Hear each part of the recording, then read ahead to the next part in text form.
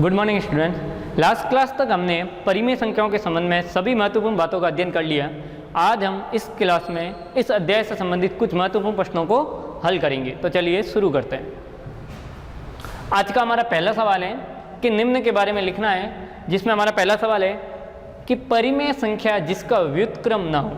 तो हमने पढ़ रखा है व्युत्क्रम का अर्थ होता है दी गई संख्या का उल्टा, अर्थात जो अंश है उसको हर बना देना, हर है उसको अंश बना देना। जैसे 1/2 का व्युत्क्रम होगा वो होगा 2/1। एक और उदाहरण लें, 3/5 है, इसका व्युत्क्रम हो जाएगा 5/3। अब सवाल क्या कह रहा है कि परिमेय संख्या जिसका व्युत्क्रम नहीं हो, इन संख्याओं का तो व्युत्क्रम है। अब हमें ऐसी परिमेय संख्या ढूंढनी है जिसका व्युत्क्रम होता ही नहीं, तो हम वह संख्या होगी 0। कौन सी संख्या होगी? 0, क्योंकि 0 के नीचे हम 1 लिख सकते हैं हर के रूप में, और जब हम इसका व्युत्क्रम करते हैं तो वह हो जाता है 1/0। और हमें पता है 0 का भाग किसी भी संख्या में अपरिभाषित है। तो हम कह सकते हैं कि ऐसी संख्या जिसका व्युत्क्रम नहीं होता है वह संख्या है हमारी 0। तो पहले का उत्तर हो गया 0। बढ़ते हैं इसके दूसरे पॉइंट की तरफ। परिमेय संख्या जिसका व्युत्क्रम समान हो। व्युत्क्रम अभी हमने सीखा 3/5, इसका व्युत्क्रम होता है 5/3, ये इसका व्युत्क्रम है। अब सवाल कह रहा है कि परिमेय संख्या जिसका व्युत्क्रम समान हो, यानी ऐसी संख्या जिसका यदि हम व्युत्क्रम भी निकालें तो वापस वही संख्या प्राप्त हो। तो ऐसी संख्या कौन सी हो सकती है? 1 के हर के रूप में हम 1 लिखेंगे, और जब हम इसका व्युत्क्रम निकालेंगे तो भी 1/1, और इसका हल हो जाएगा 1, और इसका उत्तर भी आएगा 1। तो हम देखते हैं दोनों उत्तर समान है। तो परिमेय संख्या जिसका व्युत्क्रम समान हो तो ऐसी संख्या कौन सी होगी? 1। इसके अलावा एक संख्या और है, वह है -1, क्योंकि -1 हर के रूप में 1 भाग दिया तो -1 आएगा, और जब हम इसका विपरीत करेंगे व्युत्क्रम तो वह हो जाएगा 1/-1।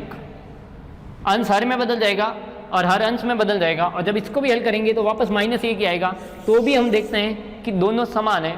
इसलिए परिमेय संख्या जिसका व्युत्क्रम समान है उसके दो आंसर है, एक तो 1 है और दूसरा है -1। बढ़ते हैं तीसरे सवाल की तरफ। परिमेय संख्या जो अपने ऋणात्मक के समान हो, अर्थात ऐसी संख्या जिसका धनात्मक और ऋणात्मक दोनों आपस में क्या होते हैं? समान। जैसे कोई परिमेय संख्या है 2, 3 ले लेते हैं, तो इसका ऋणात्मक क्या होगा?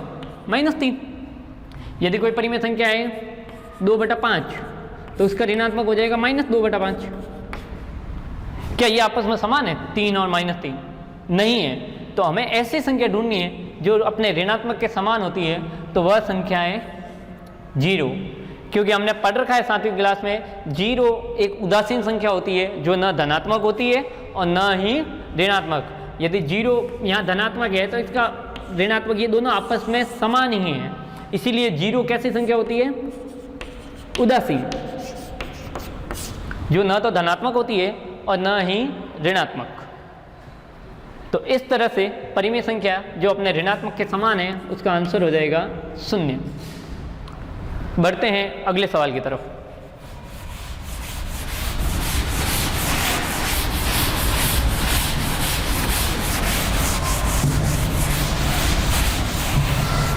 हमारा आज का दूसरा सवाल है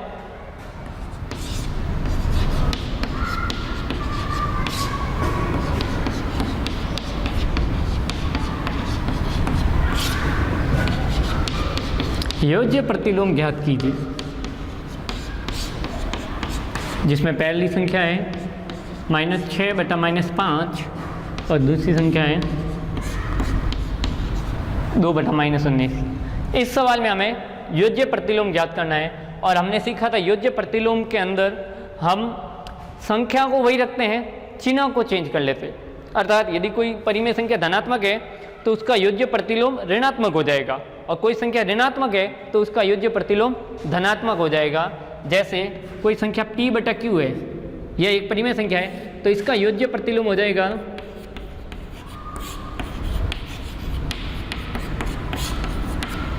माइनस पी बटा क्यू। और यदि कोई माइनस पी बटा क्यू ऋणात्मक संख्या है तो उसका योज्य प्रतिलोम हो जाएगा पी बटा क्यू। योज्य प्रतिलोम का अर्थ होता है कि जो संख्या है उसका जो ऋणात्मक होगा, दोनों का आंसर अगर हम जोड़ेंगे तो आंसर हमें क्या मिलेगा? 0। तो अब हमें पहली संख्या देते हैं, तो पहली संख्या है -6 बटा -5। इसका हमें योज्य प्रतिलोम ज्ञात करना है, तो पहले हम इसको थोड़ा सरल करेंगे। तो यहाँ देखिए ये भी माइनस है, ये भी माइनस है, तो माइनस से माइनस कट जाएगा। तो अब हमारी संख्या हो गई 6 बटा 5। अब हमें इसकी योज्य प्रतिलोम ज्ञात करना है।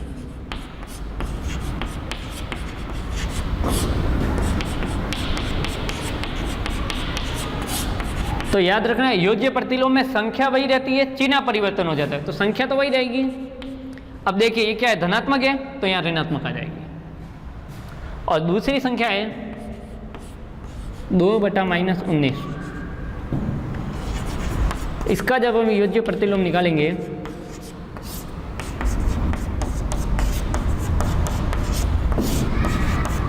तो संख्या वही रखेंगे 2 बटा 19।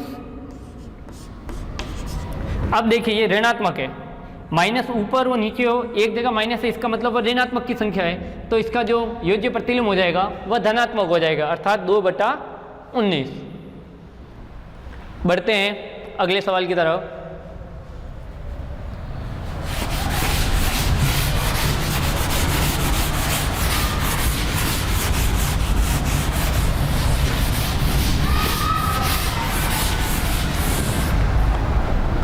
तीसरा सवाल है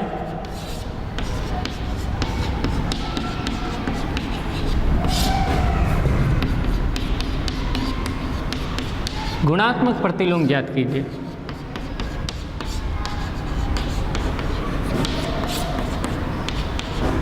जिसमें हमारा पहला है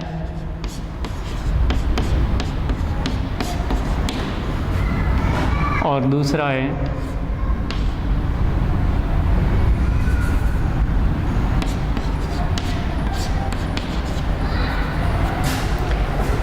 गुणात्मक प्रतिलोम ज्ञात कीजिए। पहला है -3 बटा 8 गुणा -5 बटा 7 और दूसरा है -13 बटा 19। इसका हमें गुणात्मक प्रतिलोम ज्ञात करना है।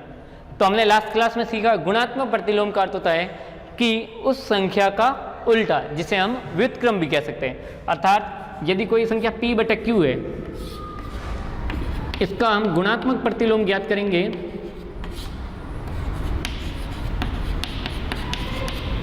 तो वह हो जाएगा इसका उल्टा q बटा p।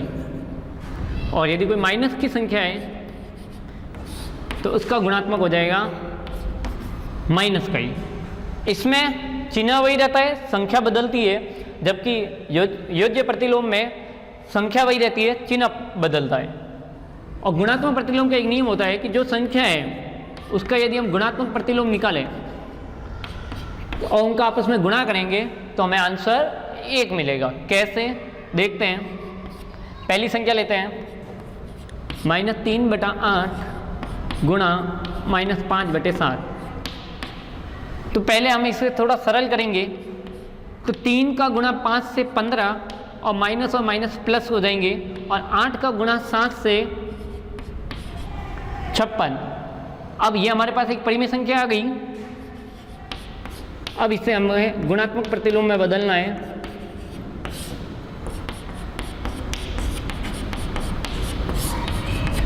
तो देखिए धनात्मक है, तो धनात्मक का p बटा q का होता है q बटा p, अर्थात उल्टा, तो हो जाएगा 56 बटे 15। इसी तरह दूसरा -13 बटे 19 का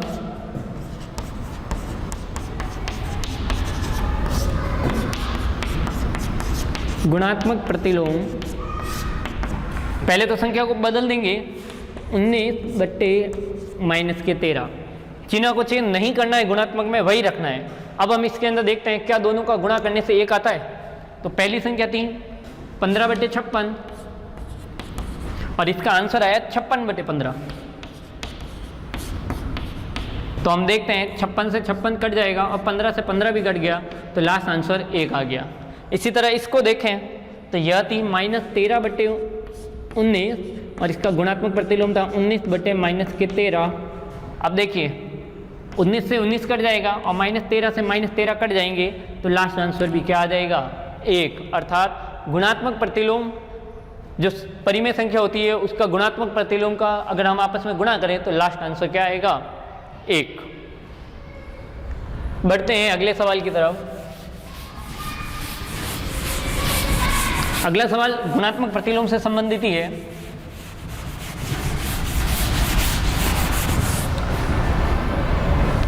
अगला सवाल है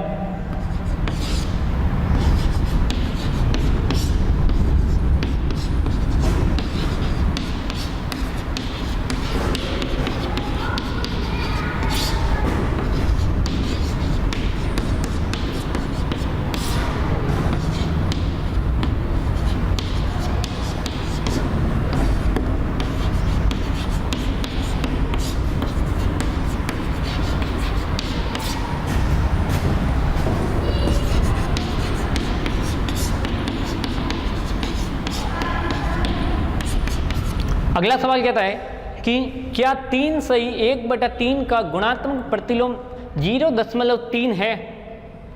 क्यों अथवा क्यों नहीं? अर्थात यदि अगर है तो क्यों है और नहीं है तो भी क्यों नहीं है, यह हमें बताना है। तो सबसे पहले हमें भिन्न दे रखी है 3 सही 1/3। यह एक मिश्र भिन्न है, इससे हमें सबसे पहले अनुचित भिन्न में बदलेंगे। तो अनुचित भिन्न में बदलने के लिए 3 का 3 से गुणा 9 और 9 में 1 जोड़ देंगे तो 10 और हर में 3 है तो वह हर में 3 रहेगा। तो हमारे पास परिमेय संख्या कौन सी हो गई? परिमेय संख्या हमारे पास हो गई 10/3। अब क्या इसका गुणात्मक प्रतिलोम यह है या नहीं? तो हमने सीखा है गुणात्मक प्रतिलोम में कि जो संख्या होती है और यदि उसका कोई गुणात्मक प्रतिलोम है तो उन दोनों का गुणा करने से हमें आंसर क्या मिलेगा? 1। यदि हम इस संख्या का इस संख्या से गुणा करें, आंसर हमें 1 मिलता है, तो हम कहेंगे 3 सही 1/3 का गुणात्मक प्रतिलोम 0.3 है। और यदि नहीं मिलता तो हम कहेंगे कि यह इसका गुणात्मक प्रतिलोम नहीं है। अब गुणात्मक प्रतिलोम हमें दे रखा है,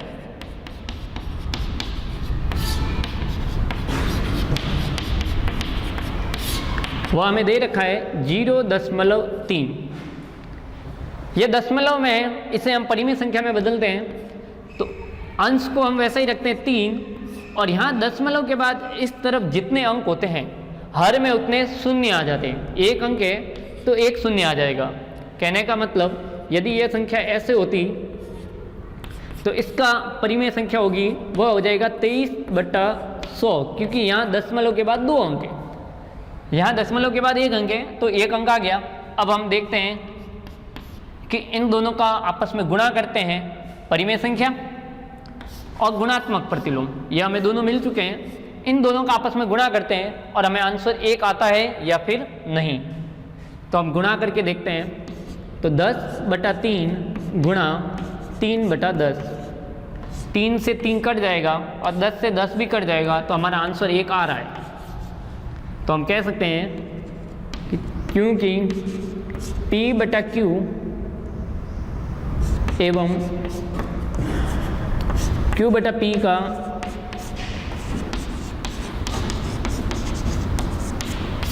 गुणनफल 1 है, अतः 3 सही 1/3 का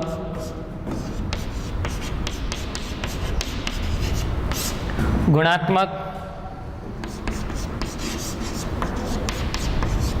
प्रतिलोम 0.3 है। यदि इसका गुणा 1 नहीं आता तो हम कह सकते थे कि इसका गुणात्मक प्रतिलोम नहीं है। बढ़ते हैं अगले सवाल की तरफ।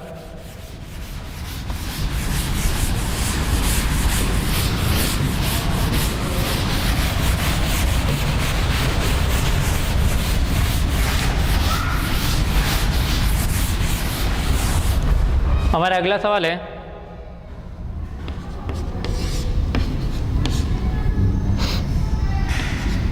तीन बटा 5 एवं 3/4 के मध्य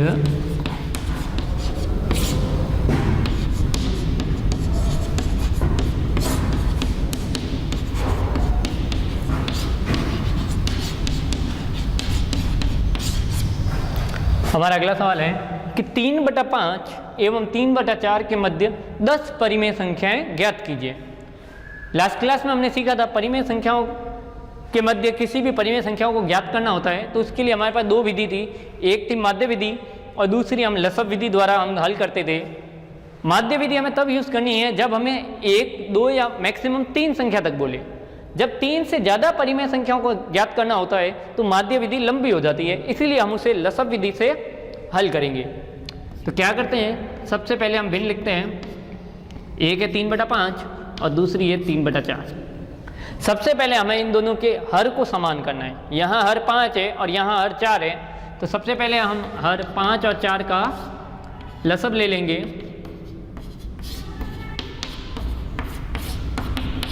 और इन तीनों का आपस में गुणा करेंगे तो हमें लसब मिलेगा 20। तो जो लसब है उसे हर के रूप में लिख लेंगे। अब वही तरीका, 5 को किससे गुणा करें, 20 आता है तो आंसर आता है 4, तो इसको भी 4 से गुणा कर लेंगे। और 4 को किससे गुणा करें, 20 आता है, आंसर 5, तो इसको भी 5 से गुणा करेंगे, समान अंक से गुणा करेंगे। अब 4 का 3 से 12 और 5 का 3 से 15। अब देखिए हर समान है। अब जो अंश है उनका अंतर निकालिए। अंश कितना है, यहाँ है बड़ा 15 है और छोटा 12 है, दोनों का अंतर कितना हुआ, 3। क्या ये 10 से ज़्यादा है? हमें जो अंतर है, जितनी हमें परिमेय संख्या ज्ञात करनी है उससे ज़्यादा होना चाहिए। अब इसके मध्य परिमेय संख्या सिर्फ 2 ही होगी, 13/20 और 14/20, क्योंकि फिर 15/20 आ जाएगा। तो हम तो सिर्फ 2 ही परिमेय संख्या ज्ञात कर पाएंगे, लेकिन हमें ज्ञात कितनी करनी है, हमें ज्ञात करनी है 10। तो इन दोनों का अंतर कितना है, 3। तो हम क्या करते हैं, 3 को हम किससे गुणा करें, 10 से बड़ा हो जाए। 3 को हम यदि 4 से गुणा कर लें तो 12 आ जाएगा। अर्थात इन दोनों संख्याओं को यदि हमें 4 से गुणा कर लूँ तो दोनों के अंशों का डिफरेंस 12 हमें मिल जाएगा। कैसे, वापस समझिए। अभी अंतर कितना है, 3 का। यदि मैं इसको 2 से गुणा करूंगा तो अंतर 6 का हो जाएगा।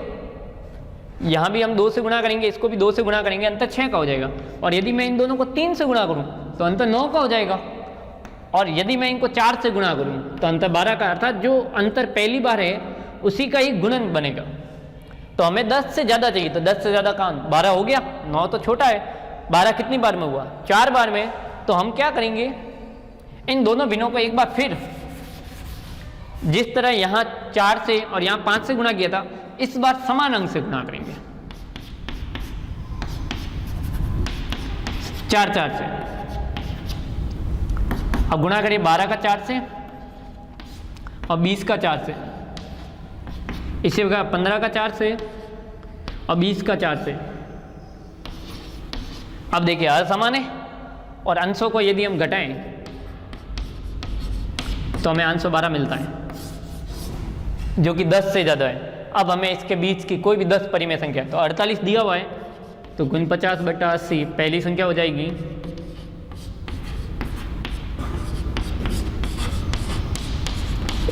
इस तरह हम लगातार इन संख्याओं को लिखेंगे।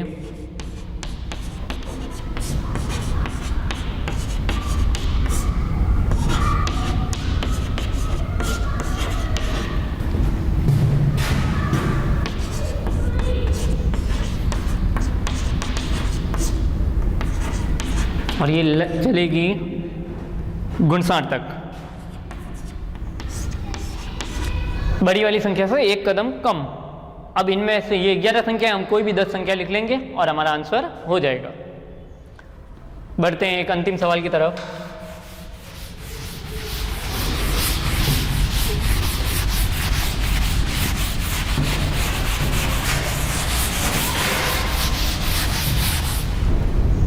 अंतिम सवाल है,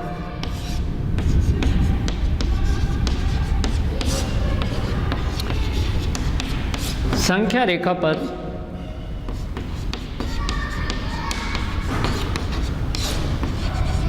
निरूपित कीजिए। पहला है 7/4 और दूसरा है -5/6। हमें संख्या रेखा पर निरूपित करना है। संख्या रेखा यहाँ 0, इधर माइनस की संख्या होगी और इधर प्लस की संख्या होगी। अब देखिए यहाँ प्लस की संख्या 1 आएगी, 2 आएगी, 3 आएगी। अब हर में क्या है 4, अर्थात जहाँ 1 आएगा उससे पहले 4 टुकड़े होंगे, यानी कि ये पहली, इसे लिखेंगे 1/4, ये दूसरी, ये तीसरी और ये चौथी हो जाएगी जो 4/4। इसे हम 1 भी लिख सकते हैं क्योंकि 4 में 4 का भाग 1 बढ़ जाता है।